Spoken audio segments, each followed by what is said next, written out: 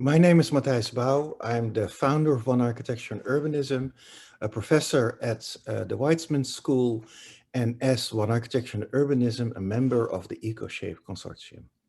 I want to talk today a bit about how nature-based solutions can improve the climate resilience for water-related infrastructure. The reason we as a firm become very interested in that is that we do a lot of coastal adaptation projects in urban environments.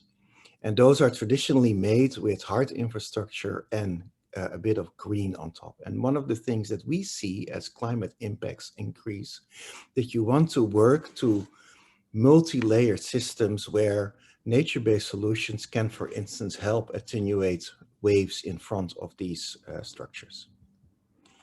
Nature-based solutions have become too prominent in the last decade or so as really one of the critical tools to help to adapt to a changing climate. A lot of international institutions are doing a lot of work in order to make sure that these get mainstreamed, but there's still a lot of innovation to be done and a lot of institutionalizing and understanding to be undertaken. And it's for that reason that we teamed up with the EcoShape Consortium, a consortium of dredgers, knowledge institutes, engineers, designers, and NGOs, which work on what they call building with nature, to develop a book that explains these approaches. In that book, we have built on all the different concepts of all the different projects that EcoShape has had a hand in the last decade. We have extracted a number of concepts that can be used and replicated in other locations around the world. And what we've done is we have placed these concepts in a number of different landscapes that we have constructed to see how they could actually work and how they could work together, because it's never one concept by itself that you want to use. And in that book, we've also tried to then map out and show the ecological benefits that come with nature-based solutions, how they become interesting and create attractive places to live, to work, to visit, underpinning local economies, and how the resource flows, both in terms of sediments and nutrients, as well as economic resources, can flow, and how critical it is to have an integrated approach where you also think about the sort of soft components, capacity building, institutionalizing, engaging stakeholders and local populations. And what we have done there is, out of that, I want to now present a number of concepts that we think are really useful in using building with nature or nature-based solutions to strengthen more traditional gray infrastructure solutions for instance, coastal protections. The first one is rich revetments, which can be used in lowland lakes, but which can also used on different coasts. And in that, you have the vegetated foreshores. This is where we start. And these vegetated foreshores are really used to sort of dampen the waves in front of levees.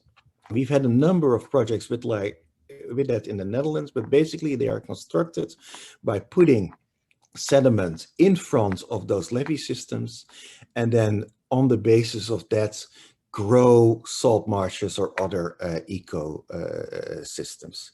Here you see that in action, and this is one of the pilots that the EcoShape Consortium has made, but we then use to sort of measure the effects of widths of different vegetations on top of it, etc. Another good example here is in the north of the Netherlands, where salt marshes have been constructed in front of the levee system. Another interesting building with nature concept is the restoration of mangrove belts, which we have placed in a landscape of a muddy coast, like you have in the coast in the north of Java, where EcoShape has done a big project in the Mak. The rehabilitation of mangrove belts is really important and often works by putting in measures in place that help capture sediments so that mangroves can grow. Mangroves have a lot of ecosystem benefits. They sequester carbon, they attenuate waves, but they're also really the nursery of a lot of different animals, which could help support local fisheries, etc. And in the case of the MAC, these mangroves have been built on land that has been captured by these bamboo fences that have been worked and developed together with the local population. A third one is creating hanging and floating structures, which work really well in urban environments. They also help to mitigate wave impacts, but can really create a lot of urban biodiversity, and with that mitigate heat islands, etc. And this is a diagram of how these work and how on underside of them can have really interesting rich types. The last one is rich revetments, which could work in port environments, mostly made of stone or hard materials, but forming, let's say, the basis for a lot of ecosystem developments. This work is difficult. There's a lot to be learned, and Laura will talk a bit more about the enablers that we have come to understand are critical in the implementation of these projects all across the globe. Thank you very much. Well, thank you, Matthijs, for the insightful presentation. My name is Laura Vonhögen of Deltares, and as mentioned by Matthijs, I will lead you through what we call enablers for nature-based solutions. But before I do, I would like to take one step back and ask the question, why are nature-based solutions even needed against floods? Let me click. There we are. Nowadays, people live very close to the coast or even in the floodplain of rivers, which leads to high flood risk and loss of the natural ecosystem that was originally present. We already know from numerous analyses, lab tests and pilots that natural system can help to prevent floods from happening. So the question that is most often asked is not if we should restore natural system, but where we should start. And this brings me to the enablers. Enablers are basically 6 crucial ingredients to have successful nature-based solution projects or implementations. So let's go through them one by one.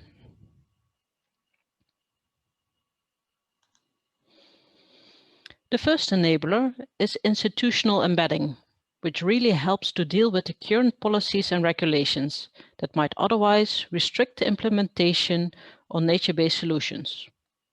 On the other hand, existing agreements like the SDGs or the Paris Agreement can also provide goals and strong motivation for execution of nature-based solutions. The second enabler I want to talk with you about is about building a business case. Nature-based solutions are often weighted against traditional engineering designs in terms of costs, maintenance, and gain. However, while doing so, one should keep in mind that even traditional infrastructural projects are seldom financially viable on their own, but are still executed as in the end the public benefits. This is or should be no different for nature-based solutions. And that automatically brings me to the third enabler, the multi-stakeholder approach. As nature-based solutions always aim for multifunctionality and context specificness, it can rarely be implemented by a single party. Involvement of different parties before and after implementation is thus an important element in the business case and crucial for management and maintenance of the building with nature solutions. When it comes to nature-based solutions, often the question is raised which solutions works best. But as pointed out by Matthijs, not all nature-based solutions work in every environment and contributes as much against flooding. Understanding both the problem and the solution space is thus essential to make nature-based solutions work.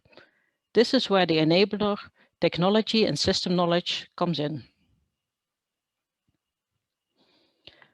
One of the advantages of nature-based solutions is that they are flexible in design and they develop under changing climatic conditions. However, this also requires an adaptive approach to management, maintenance, and monitoring. This is an aspect that is different from hard structural solutions and should be considered before implementation. And then finally, the last enabler is capacity building. Nature-based solutions need to support from a large community. To gain this support, it is key to increase awareness, to educate, train and share knowledge on nature-based solutions, not only for the current and future generation of coastal engineers, but also for the community and stakeholders, so they can actively participate and benefit from the solutions. That then brings me back to initial question. Are nature-based flood defenses an illusion or a solution? I firmly believe it is the latter, and that we as a community can work on more sustainable future solutions against flooding through collaboration, knowledge developments, and most importantly, by partners and clients that have the guts to execute pilots and to scale up to mature coastal designs. And with that, I would like to thank you for your attention.